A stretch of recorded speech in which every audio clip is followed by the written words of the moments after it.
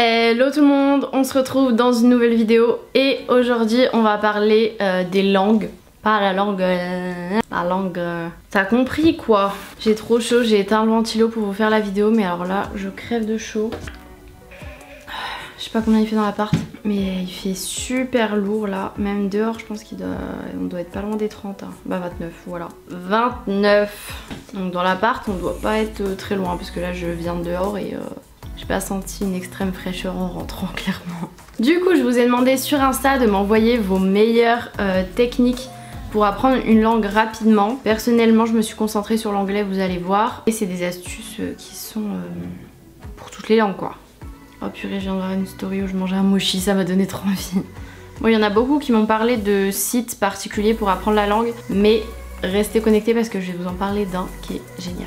Alors je pense que le truc qu'on m'a dit le plus c'est de regarder quelque chose qui te plaît en VosTFR, séries, interviews, reportages, donc ça vraiment je pense que c'est vraiment ce qui est ressorti le plus et je suis complètement d'accord, soit regardez vraiment en anglais, sous-titré anglais parce que ça permet aussi de voir l'écriture des mots parce qu'il n'y a pas que quand t'écoutes, ou alors si vraiment vous avez du mal et que vous n'avez pas trop les bases en anglais, de regarder en anglais sous-titré français. Mais je trouve que quand on sous-titre en français, des fois on a tendance à se concentrer trop sur le texte et pas assez sur l'écoute. Mais ça permet quand même, genre le cerveau il entend quand même, ça permet de se perfectionner sur l'accent, etc. On m'a parlé aussi, pas de regarder, mais de lire. J'avoue que j'ai jamais acheté de livres anglais. J'ai déjà lu des livres anglais genre pour les enfants, tout ça. Mais de livres anglais, jamais. Donc si vous avez des livres assez...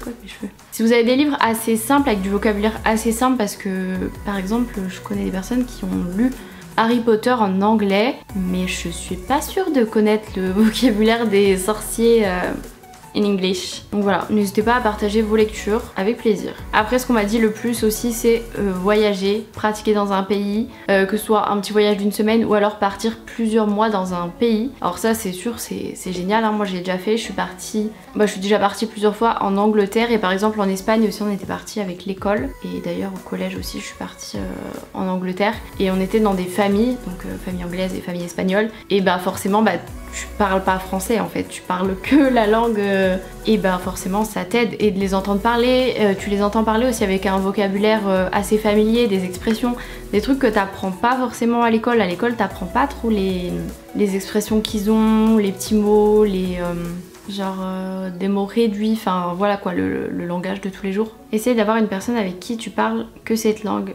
même si tu te trompes. Alors oui ça c'est pas mal aussi. On m'a dit aussi avoir un copain par exemple anglais ou espagnol, bah forcément tu parles la langue quoi. Bon faut déjà avoir une personne comme ça et je me verrais pas avec mes potes me dire bah vas-y on parle que anglais, vas-y on parle que espagnol genre Et après on m'a redit entendre la langue et voir la traduction, que ce soit musique, film, tout ça.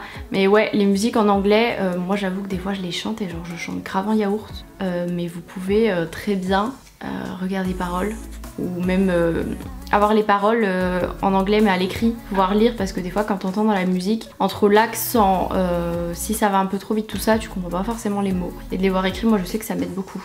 Aller vivre dans un pays où la langue que tu veux apprendre est la langue natale. Alors il faut pouvoir aller dans le pays, mais si vous avez un métier qui vous le permet, go. Ouais, il y en a d'autres qu'on dit immersion totale à l'étranger. En gros tu pars seul, comme ça t'as personne d'autre avec qui parler ta langue et tu parles que la langue. Netflix en VO, des applis qui te permettent de parler avec les gens qui parlent la langue que tu veux. Ah ouais ça je savais pas. Date un mec natif. Jouer aux jeux vidéo dans cette langue là, ça c'est vrai, mon copain joue aux jeux vidéo et très souvent avec des personnes anglaises et bah du coup il parle en anglais et c'est vrai. Être dans le pays, aller sur place, sortir avec un mec qui ne sait parler que celle-là. Ça peut être bien mais des fois tu es un peu coincé quoi, si... Ça peut être difficile de se comprendre hein. Communication que dans une autre langue c'est compliqué. Vivre dans le pays, il n'y a pas meilleur moyen, le cerveau il enregistre à force d'entendre la langue. Ouais ça c'est clair. Mettre son tel dans la langue, ça j'avoue ça peut être pas mal aussi. Regarder les infos dans la langue, ça aussi ça peut être pas mal et en plus ça permet de se cultiver un peu. Apprendre la langue avec un étranger, bah ça c'est clair hein.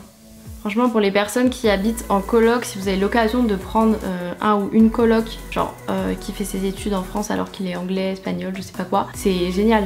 Après j'ai pas vu, mais vous pouvez aussi faire genre fille au père dans d'autres pays. Et ça bah forcément t'apprends très vite à bien parler. Et en plus de ça avec les enfants à avoir le vocabulaire un peu simple. Mais par contre quand il y a des enfants qui savent pas encore très bien parler, je pense que ça doit être compliqué déjà même en français quand les enfants apprennent tout juste à parler. Des fois c'est compliqué à comprendre ce qu'ils disent. Alors dans une autre langue, mais au moins ouais t'apprends vraiment le vocabulaire quotidien quoi. Aller dans un autre pays pour une année sabbatique, ça c'est trop cool aussi. Si vous avez la possibilité aussi par exemple de faire un stage à l'étranger, ça peut être génial.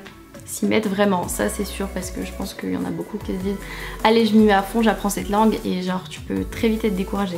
Étudier tous les jours, entre 15 et 20 minutes, mais tous les jours, ouais. Se parler dans sa tête dans la langue voulue et parler à des étrangers sur Insta dans la langue. Se parler dans sa tête, ouais, je connais plusieurs personnes qui réfléchissent et qui parfois même rêvent par exemple en anglais. Immersion dans le pays, je parle 4 langues couramment, donc c'est par expérience, durée minimum 1 mois. Franchement si vous pouvez, foncez quoi. Même que ce soit pour la langue mais aussi pour l'expérience perso quoi. Bon, il y a beaucoup de personnes qui me disent pourrais-tu partager les conseils, bah du coup vous verrez dans cette vidéo. Podcast, ah ouais les podcasts, j'ai pas pensé à ça. Dans les écouter quelque chose dans la langue, effectivement. Cours avec un prof, bah ouais, basique mais j'ai trop chaud. Bon, je pense que là, j'ai l'impression de relire les mêmes choses. Ne pas l'apprendre. Bah, merci Solène pour ton intervention. Hein. Elle a parlé pratiquer, par exemple, l'écriture. Ouais, l'écriture aussi. Hein. Après, faut avoir quelqu'un qui te corrige vraiment et pas Google Trad, quoi. Te perdre dans le pays sans internet, ça a fonctionné pour moi. Alors, je pense qu'il y a quand même des solutions un peu mieux que ça, non? Pécho des étrangers. Moi, j'ai déjà pécho des étrangers, mais à chaque fois, ils parlaient français. Ouais, là, je pense qu'on se répète. Hein. Du coup, moi, je vais vous partager un truc. Un site particulièrement qui est aussi sous forme d'application qui s'appelle Buzu. Donc cette partie de la vidéo est en collaboration avec eux et je suis trop contente parce qu'il y a quand même pas mal de personnes qui me disent avoir du mal à apprendre l'anglais. Par exemple une fois que tu as fini tes études, en fait tu pratiques plus vraiment à part si tu voyages ou par exemple comme je l'ai dit si t'as un proche qui est de la langue, quelqu'un de ta famille, tout ça.